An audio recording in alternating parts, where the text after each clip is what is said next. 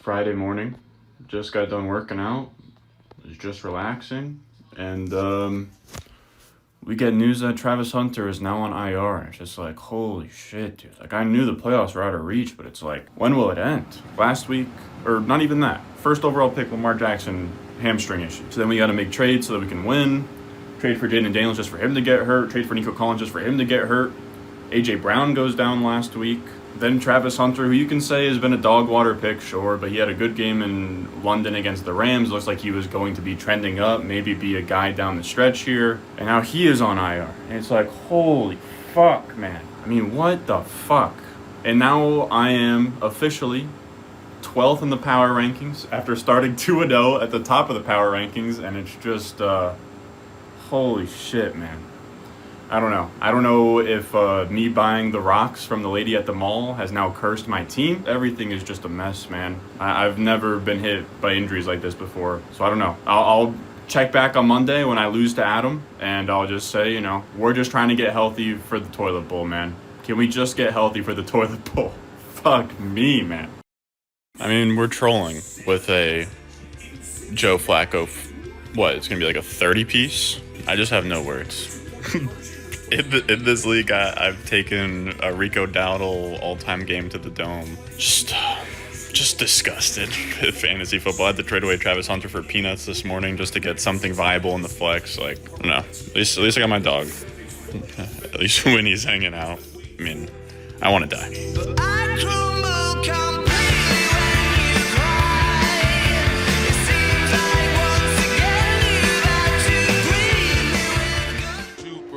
With Jayden Daniels. Even last year took the rookie under the wing. All righty. Dude. It's Monday morning. My team is dead.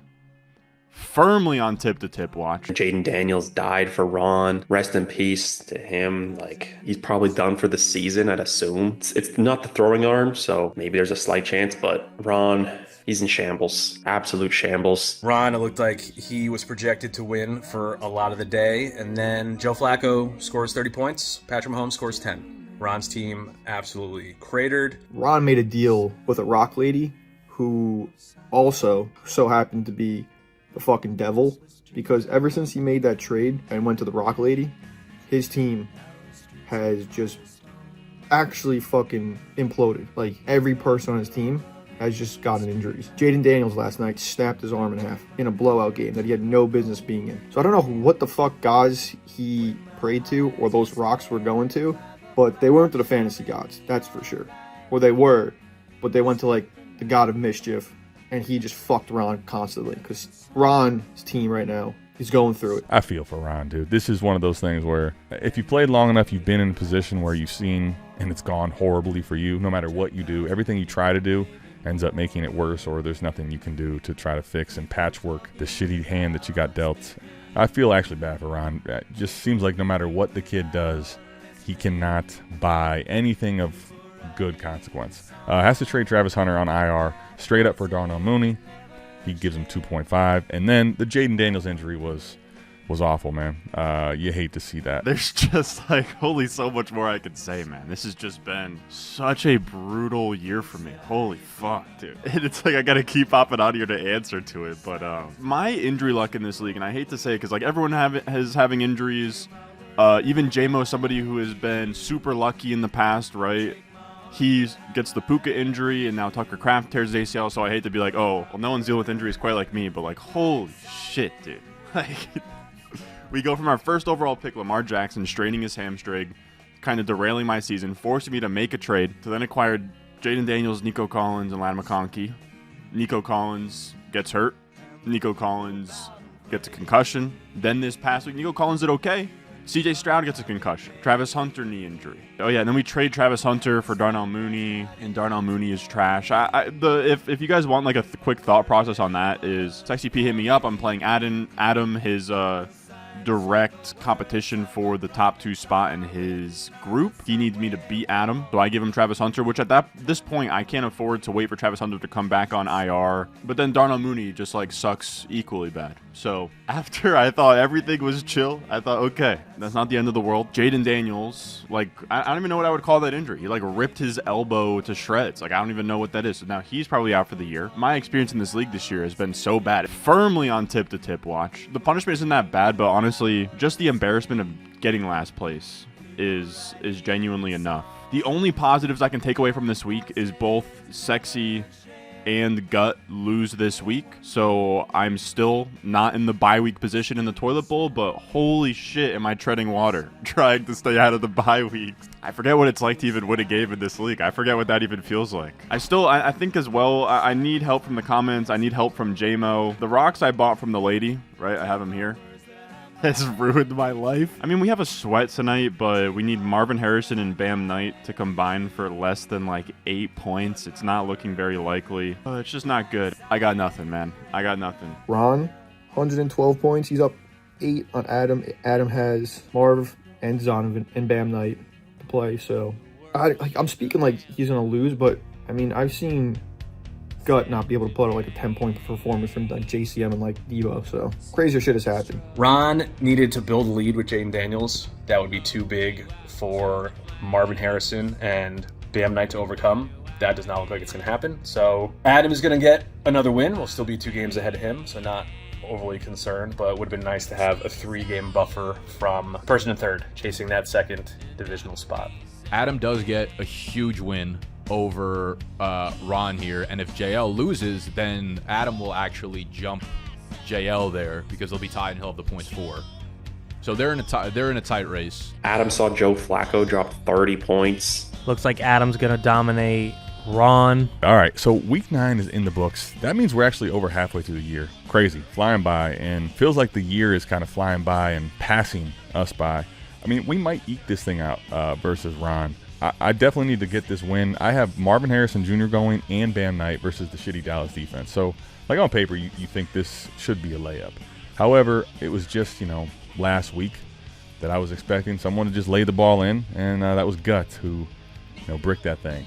Bricked that layup at the last minute. Got the Marv jersey on. He's got to pick up for what Rome Odunze did not do. You telling me the Bears score 47 points? The Bears score 47 points. Rome has a true goose egg without leaving the game. Was out there the entire time. 3 targets. He was, to me, feeling like one of the most consistent pieces of this team. And now it's like 3 of the last 4 weeks. It's been pretty shitty production. Starting to scare the hell out of me. Amon-Ra is the one key consistent player we have.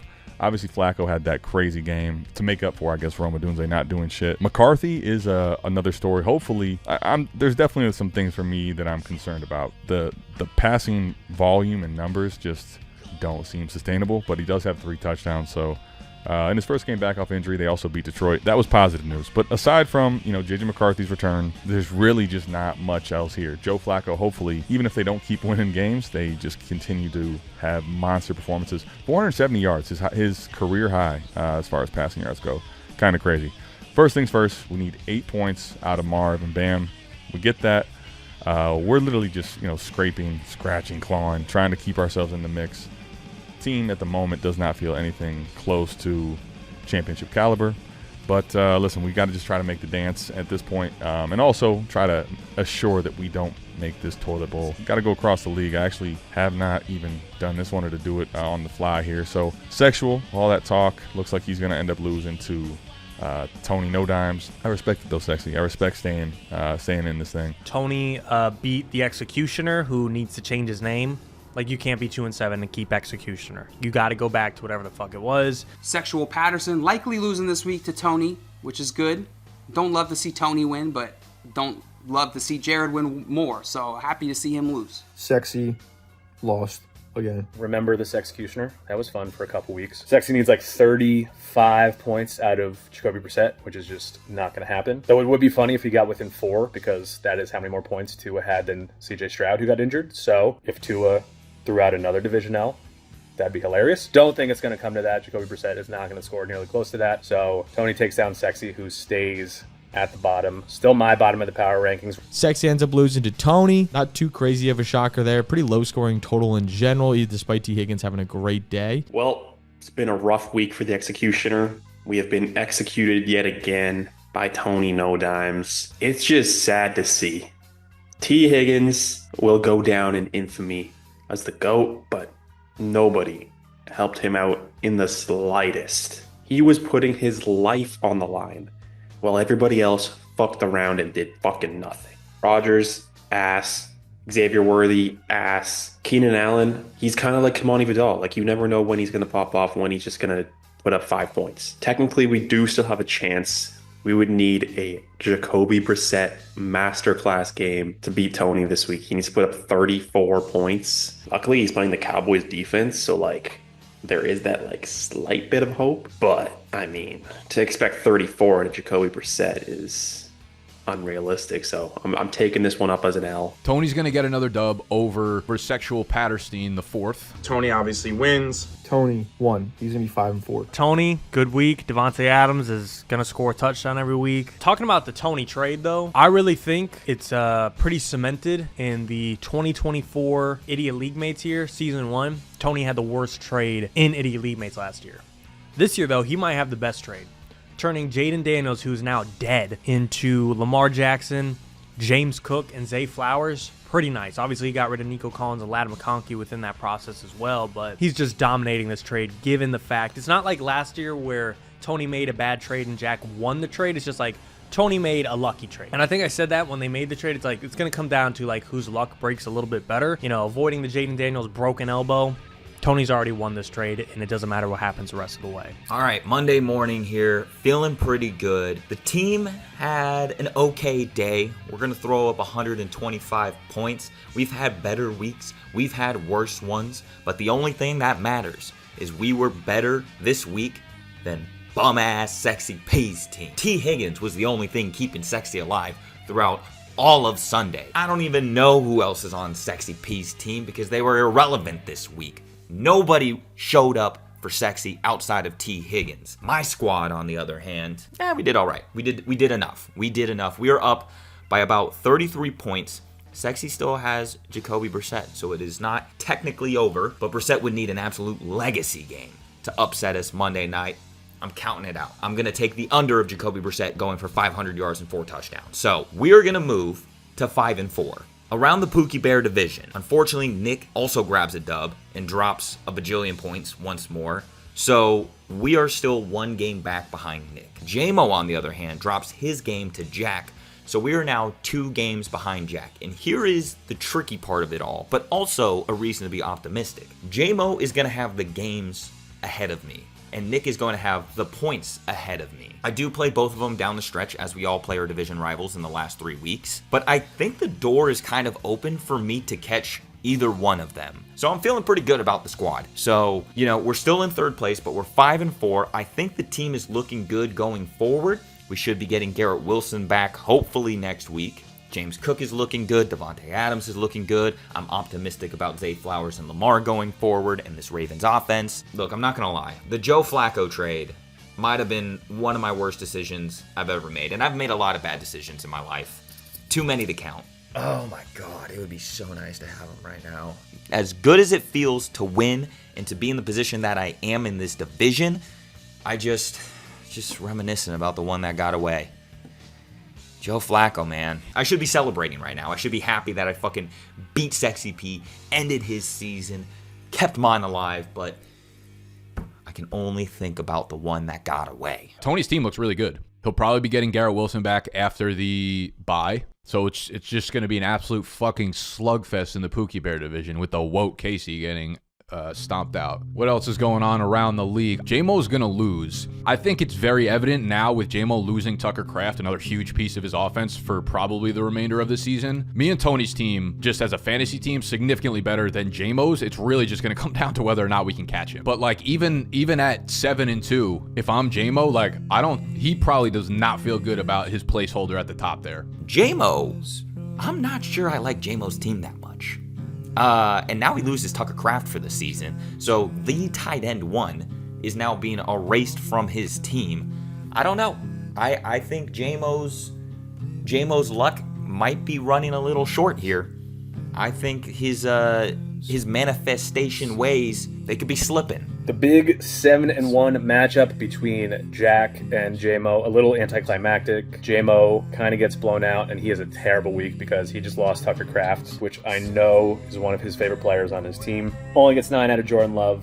Kind of slow from his other receivers except for Pierce. Jaymo might be lowest score of the week when all is said and done. Jaymo's defense finally wore out. He's going to take an L to Jack. And I mean, it kind of just got even worse for Jaymo. Tucker Kraft is done for the year. Yet another season-long injury for Jaymo. Matthew Golden got injured too, so there goes all of his Packers guys. His team is not in a great spot. The fact that he is 7-2, but I feel this bad about his team. Their team just feels like it's going to get demolished once the playoffs hit. Jaymo's finally not going to be able to play defense because he's already lost. He got 102 points, and then Jack's about to put up 154 points. Well, I love Jaymo. Jaymo, I love you, but it feels like a fluke 7-1, and 7-2 is still a damn good team and good record. So tough week to play. Jaymo, just a rough day for the Packers. Tucker Kraft goes down with an ACL. I have 2 tight ends, so maybe we'll look at something there for the future of Jaymo's team. Jack beats up on Jaymo. Jaymo's team, it's only a matter of time. I just needed it to start earlier, the downfall. I mean, it was always going to happen. Everyone saw his team was not actually good.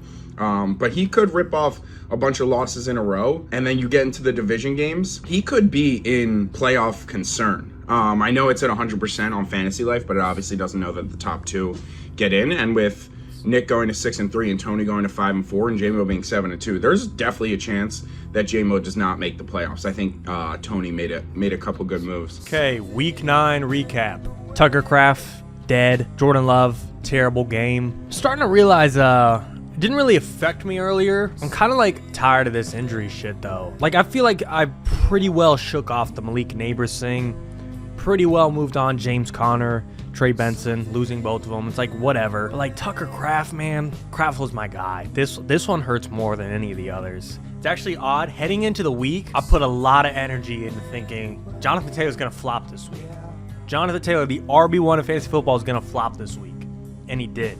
And we all know about my fantasy football defense. And it worked. On one guy. Forgot about CMC, forgot about Bijan, forgot about Mac Jones still somehow fucking playing football. I mean, just is what it is. I had a bad week regardless. Didn't matter. CMC dropped 35, and that's going to be a good enough anchor when you still have JT, Bijan, Drake May. I got a little lucky, I'd say. Rashi Rice didn't put up 20. Jonathan Taylor didn't put up 20. I had a okay chance this week. I wasn't going against a Jack 180-point week. But unfortunately for my team, I had a 102-point week. Jack, just frustrating. I mean, we should score more than him this week, but it's like I said in the last recap. He gets 7 points out of Jonathan Taylor. You think that should count for something. CMC has 34. Bijan has 17. Even if one of these guys is off, the other 2 will show up. It has happened like that every single week. It's getting ridiculous. There is still no answer for this. So still my number 1 in the power rankings, but it's just unfair. How do we let him get this team? I know it's been broken down a little bit, but just absurd that we gave this guy the 3-headed monster. Jack's about to put up 154 points. Jonathan Taylor putting up 7 points and then just getting CMC with 34 is crazy. Jack, still just league favorite. No stopping him. The 3-headed monster really is the 3-headed monster. That's Jack. Jack's going to end up throttling Jaymo there. All right, happy Victory Monday. That is 8-1, 8 in a row for the 3-headed monster. Jonathan Taylor, sub 10 points. We're going to have a talk with him in the locker room about that one. But overall, solid performance across the board. We do have questions at the Superflex position now with Mac Jones headed to the bench. It seems like Brock Purdy's finally going to be back. That pickup has been massive for me. Mac's been a 12 to 15 point guy a week for 6 or 7 weeks now. Wide receiver 3, also Bourne seems to be in that wide receiver 3 role on his own team, so that's another question mark for the squad. We do have Calvin Ridley hopefully coming back soon and Cam Ward on the bench, but I'm not feeling great. Thankfully, a lot of fab for the 3-headed monster, so if there's a prime opportunity, possibly could make a move there, but obviously just going to stick with 3 running backs, not overthink it, not overtrade it. Do I have the best team in the league? Most likely, in a win and go home in the playoffs. Am I going to win the championship guaranteed? Absolutely not, but I put together a good squad, going to ride these boys to the end, and hopefully see you back here in a week for another Victory Monday. And not a great week for me, just because the other guys in my division won. Unk's team's looking fucking sick. Now that Rico's a full G, Kyle Manungai's a G. Brian Thomas Jr., Nicholas is never going to draft a Jaguar ever again. Even though T-Law put up 21, I know he's tired of that stack. Nick, you can make an argument for number one, probably like a 1A, 1B thing with Jack right now, but he is in competition for the most points scored this week. 20 plus out of both his quarterbacks, 20 out of Sam Laporta.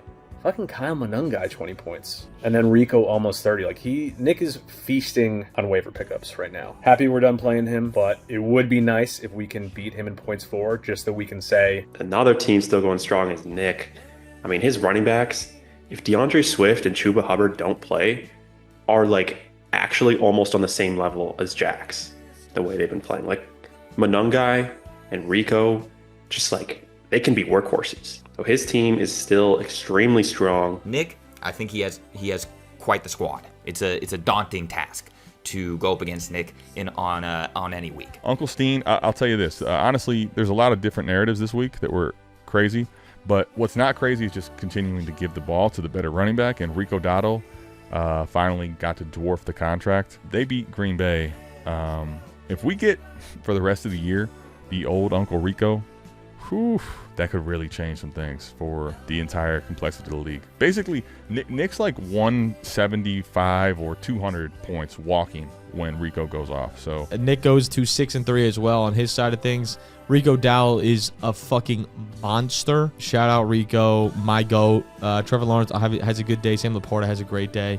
Still has George Pickens left to play. Everyone else kind of does their jobs. Kyle Manungai without DeAndre Swift had a huge day. That game in general was just a huge day. So early on this week, I received a text message that was out of character from the person that I received it from. It was from Joe. And you guys know Joe. He's a quiet, simple guy. He's humble, doesn't talk much trash, keeps to himself. But he started letting it pop off early. He was in my text talking shit early in the week. And that let me know one thing immediately, that he was scared. I knew this matchup was over from the jump. Tuesday, I get a text from Joe. Immediately, that matchup was in the bag. I don't blame him. When you look at my lineup, I had to choose at the flex spot between 3 of the biggest legends in Idiot Leaguemates history as it relates to me and Joe. Any of those 3 would have worked for me, right? I went down the list. I said, do I put Juwan Jennings in my flex? The guy that dropped a 45 piece all over Joe in week 3 of last year? I said, nah, you know what? Let's not give him nightmares about Juwan Jennings. I know he's just starting to recover from that. Should I give Joe a taste of his own medicine with Kareem Hunt? Throw him into my flex and watch that fat little Eddie Lacy reincumbent scamper waddle into the end zone for a 6-pointer on your head. I said, nah, you know what? Let's stick with what's tried and true. Let's stick with the legend, Uncle Rico. There were rumblings all week out of Carolina camp. Oh, we're going to give a little bit more work to Rico. We wanted to give Chuba a shot. I was weary. And then those Vegas lines started popping up. They were a magnet towards the end of the week. It was Chuba going this way, Rico going this way. And I was like, Vegas knows there's insider information. Let me follow the money here. We're going to throw the GOAT, Uncle Rico, into the lineup. 28 fucking points. So Rico did his thing. And now that gives me way more confidence in starting Rico going forward. I mean, he outtouched Chuba, I think 25 or 27 to 5 or something like that. So I think I got a legitimate high-end RB2, low-end RB1 in my RB2 spot behind Achane for the rest of season. We also got to start Kyle Manungstein, the GOAT, as Swift was resting with his groin injury. He put me up 200 yards. Listen, if I pick somebody up, just know he's dropping 200 yards on you. If I grab a running back from the waiver wire, just know what's happening. If you are in my line of sight, if you are the next matchup for me, 200 on your head. That's going to be a fucking nightmare, though, between him and Swift going forward. That looks good. Brian Thomas Jr. got rolled up on. I think he's probably going to be dealing with a high ankle sprain. But to be honest with you, man, I'm looking at his fucking numbers.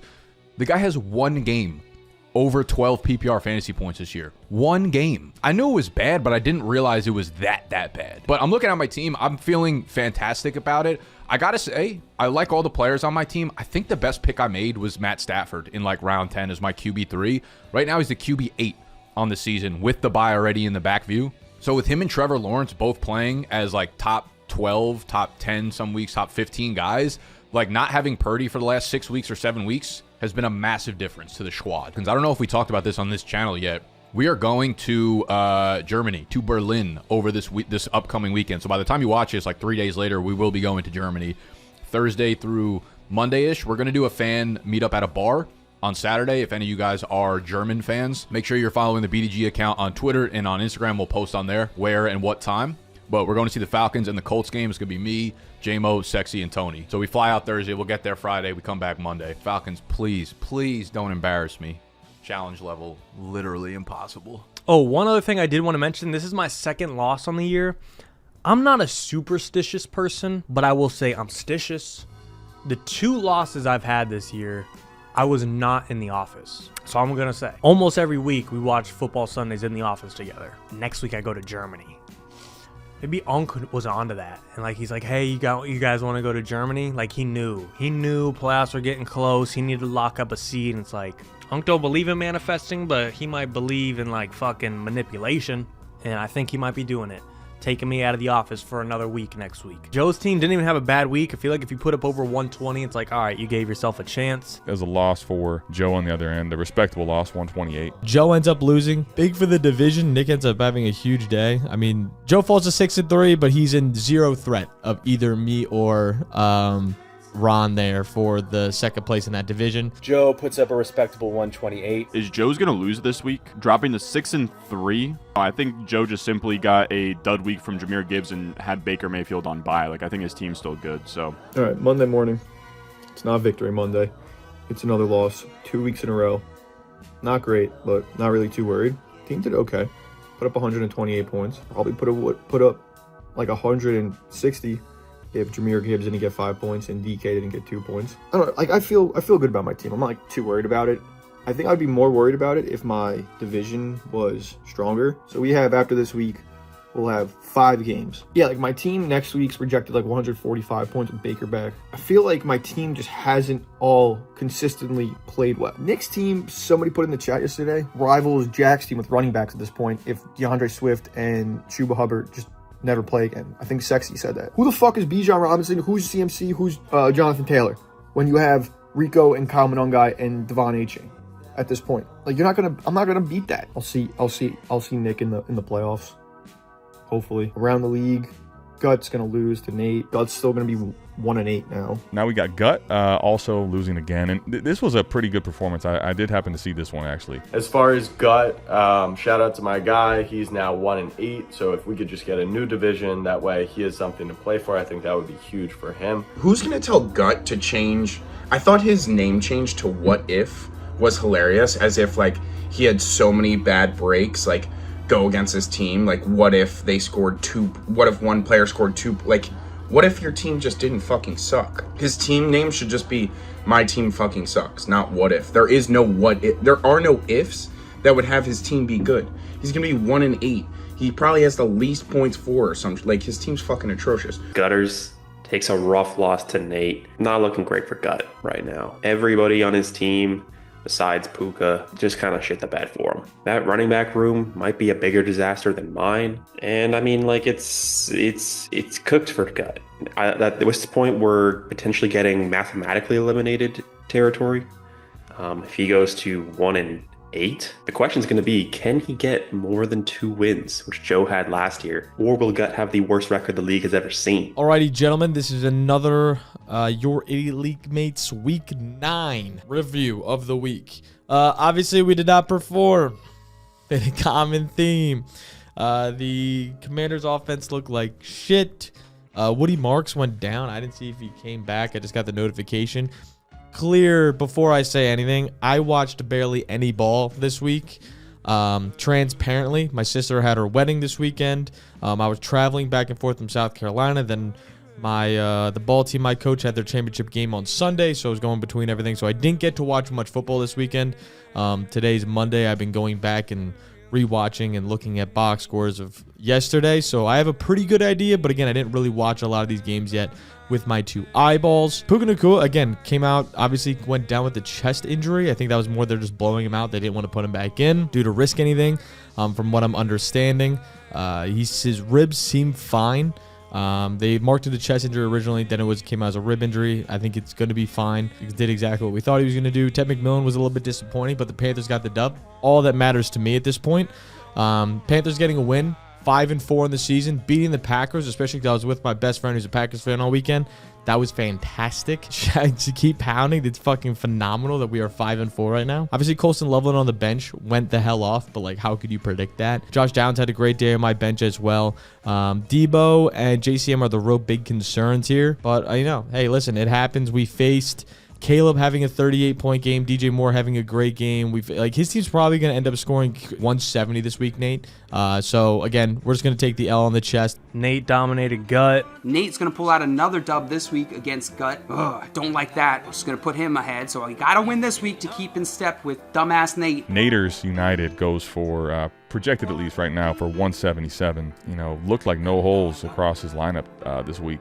Obviously, DJ Moore, goes for 22.98 while, and Caleb goes for almost 39 while Rome doesn't do shit. And Nate, his team was on the downswing for a couple weeks, but he's fully back. Projected to drop 177 points. Nate still has this division on lock. Not shocked about that at all. All right, Nate checking in after a fantastic Week 9. We are watching Sunday Night Football right now, but it's not going to matter because we blow the doors off of Gutterstein, courtesy of great performances from our quarterbacks and solid performances around the rest of the team as well. We are currently projected to score the most points this week. I don't know that we're going to catch Nick. We're kind of neck and neck in projections, but goes to show that when we are firing on all cylinders and healthy, we can score as many points as anyone in this league. On the other side for Gut, hate to say it, Daniel Jones, 5 turnovers, Woody Marks, 3 points. Those were 2 guys that we traded him to get CeeDee Lamb. So sucks that they don't show up for him, but great for us. And then just fantastic performances throughout the roster. Both quarterbacks pop off. Only other thing on my roster that I wanted to point out, for all the little me chirps in the comments, the vocal minority talking about collusion with the controversial trade to Tony, which was just a masterclass from me, by the way, giving JL an L. You're welcome, JL, by the way. People saying, oh, Nate, clear downgrade, that's collusion, Tua to Geno. Who would rather have Geno than Tua? Tua scored 8 fucking points this week, and Geno, just like I said it, gets Brock Bowers back, scores 3 touchdowns, he has 26 points. He's not getting benched. Tua might get benched. People are talking. Goes to show, people in the comments don't know shit. Not saying I know shit, but at least in this case, Tua's fucking garbage. I was happy to trade for Geno. Would have done it without the divisional implications. And it's just a cherry on top. So, does he suck? Yeah. Next week, is he going to score 12? Probably. But for this week, he blew the doors off of Tua. So what are we talking about? Would have been a perfect week if we could have caught some more L's from the rest of the division. Now with JL, this one keeps going back and forth. It looked like it was going to be a clear win from Casey with all his points for that he likes to talk about. JL, he gets bailed out a bit by Brock Bowers. Now, I just talked all my shit about Geno. Things have swung back a little bit with this Seahawks game, so we will see. It's probably going to come down to Monday night and whatever Jake Ferguson can do for Casey. But hoping JL, our biggest rival right now, catches an L, then we will be 2 games clear and just sitting super pretty in the division. But would love him to catch an L. For as much complaining, I have my issues with the divisions as well, but for y'all that wanted rivalries, this is exactly how it's functioning. So division rivalry plus JL and I have been on opposite sides of some quote-unquote controversies. Just rooting on his downfall every single week. Just like he's rooting on my downfall every single week. And there's something beautiful about that, I think. JL and Casey, though, that is a battle. This, again, just like last week, this should have been over for JL. He was at a 3% chance to win at some point. He was projected 85 points, and then now he scores 140. And it's all because of Brock Bowers. Bowers drops 43 points in the late window and just gives JL a shot. It's coming down to Jake Ferguson. Can he give Casey 12 points in a potential shootout? Ferguson's hit that mark in basically every single week this year, besides last week.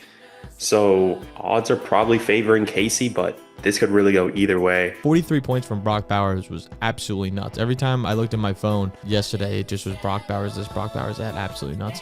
JL, Casey, shootout game. Casey's projected 139.83 points. JL has 140.42. Nobody else playing. Casey has Jake Ferguson. Casey, 0 spot again. But yeah, that'll be a shootout. I offered JL Jacoby Brissett. I looked at his lineup and I said, yo, if you want to give me the fab for Jacoby Brissett, the $15, I will give you him so you could play him over Bryce Young. Bryce Young put him up 3 points. He didn't want to take it. Fine by me. If you lose tonight, that's on you. JL right now is projected to beat Casey by less than 1 point here. What up, baby boys? JL from the Big Cavs of Destiny here. It's Monday morning, week 9. And I'm sorry to tell you, we got another sweat, baby. We got another one. This time it's against K-Dog. This week, the Big Cavs are going to win. There's not a doubt in my mind. Now, how we got to this point was the same exact way we got to this point last week. At one point during the 1 p.m. slate, Sleeper really down on the Big Cavs of Destiny. And rightfully so. All of the Big Cavs top players are on bye this week. Week 9, a lot of our buys just happened to collide. Of those players, the notable Big Cavs on bye this week, Jalen Hurts, Quinshon Judkins, Breece Hall, Mason Taylor, and Dallas Goedert. I know, tight ends galore. The wide receivers, which we all know have been very lacking on the Big Cavs of Destiny, they showed up this week again, bro. When we needed it, they showed up. Jameson Williams with that amazing touchdown. Oh my God. Jameson Williams, touchdown. Let's go, Jameson. Let's go. Yeah, we needed that, baby. Wan'Dale Robinson, 13.6 points. Jackson Dart doing fantastic, 27.24 points. Great game from Jackson Dart this week. That's going to end up being maybe the pick that saves the Big Cavs of Destiny because Bryce Young ain't it. Jalen Hurts on bye. Bryce Young, you're supposed to fill in, bro. This is not filling in. 3 points is barely even showing up. Guttas, talk to your boy, Bryce. Get him on his shit. Cavs of the Week award, though. We wouldn't even be sweating without this dude. He has not been on the team for weeks, but we got Mr. Broccoli Bowers back just in time because we needed him. Broccoli Bowers coming back, 43.3 points. Pow, pow, pow. Let's go. He made enough points for Bryce. He made enough points for Samaje. He made enough points for himself. He made enough points for his teammate Trey Tucker, who only got 6.8 points in the flex. Brother. Now, all of a sudden, the Big Cavs of Destiny are looking a little scarier, huh? Can you taste the repeat, boys? Can you taste the back-to-back? Because I'm coming for you, you idiots. JL from the Big Cavs of Destiny here. We sweat. Tonight, we sweat, boys. I'll see you there. Casey and JL have a really close matchup tonight. Casey needs, I think, 12 from Jake Ferguson. Got his patented weekly 0 from Keyshawn Butte. I'm going to have to be rooting for Casey tonight. Wow.